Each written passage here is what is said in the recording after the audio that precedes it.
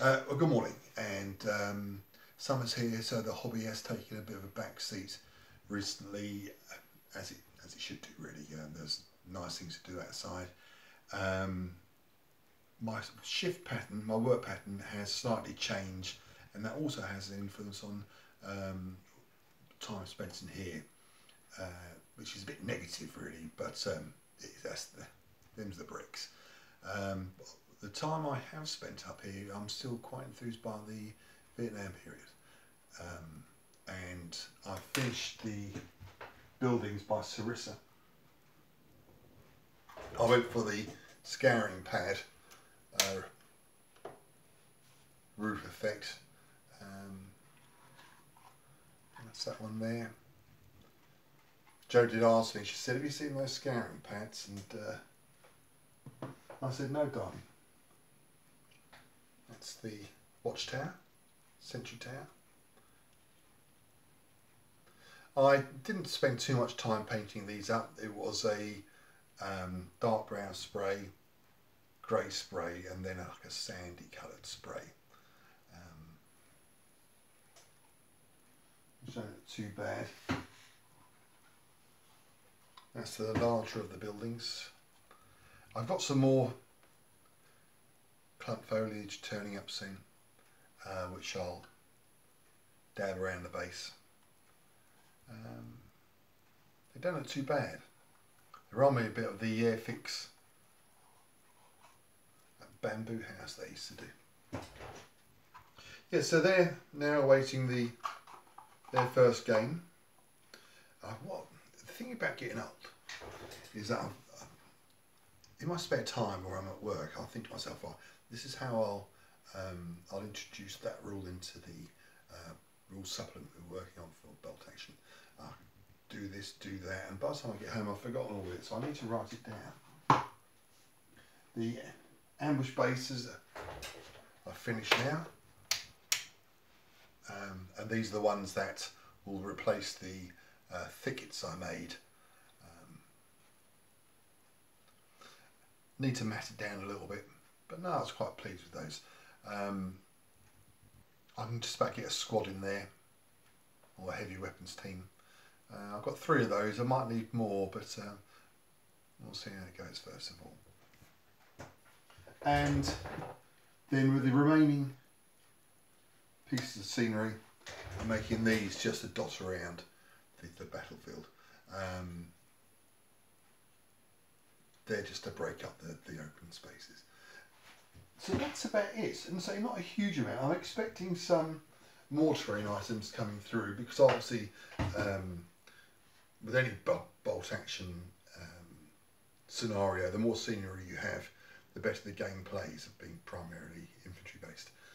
And but I just think the Vietnam terrain needs to be very, very dense.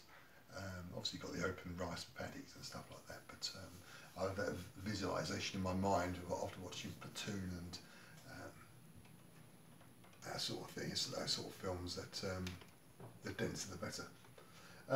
Figure wise, what I did was buy from Empress, I bought some of their early war Viet Minh, and because they've got a couple of nice looking recoilless rifle teams. And I've just done the first coat, but you can see the way this guy's running. You can't see the actual figure himself, but it's such a good pose that is. And the uniforms are very similar to later war, so I'm enjoying painting those when I have the time. So that's about it. I bought I think I showed you the American Special Forces figures, and I think that's what I'll call it quits then. Figure wise, because my friend Tony, he has quite a large collection, and we're just awaiting the first battle. I need a couple more vehicles. I'm looking forward to the Rubicon M113 when that comes out.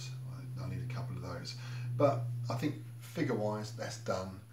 The terrain is almost done now, so I just want to add a bit more clump foliage to the bases. I've done so much terrain, and I say I've enjoyed it.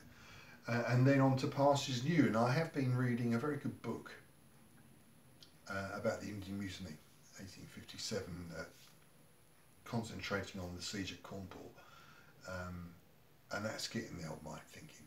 And there's some lovely figures by Empress, and I've got to sort of just make sure I don't overextend myself in periods. I was speaking to a guy, Phil, at the club the other day, and I think the idea, I really do need to whittle my collections down into what am I talking about? I just know what I'm like, and I'll just keep on buying stuff.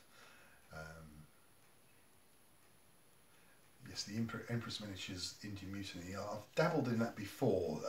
I've built up enthusiasm before, but always held off. I bought a few books. The book I'm reading at the moment, I think, is it The Blood of an Englishman? I think it might have been called that. It's pretty unpleasant reading,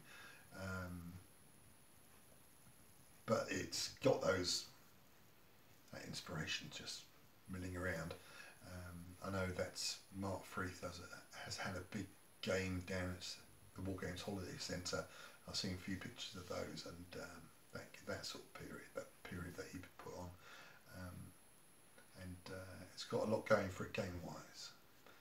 So that's it. I've been watching everybody's videos like I normally do. I try and leave a comment when I can, but say time is limited at the moment. Great videos out there. Keep going. All those new people that have joined the community, keep posting. Subscriber count does go up, and make sure everybody enjoys the hobby. And yes, I'll certainly give it back to you once a few more things have been completed. It's just time at the moment. Thanks for watching.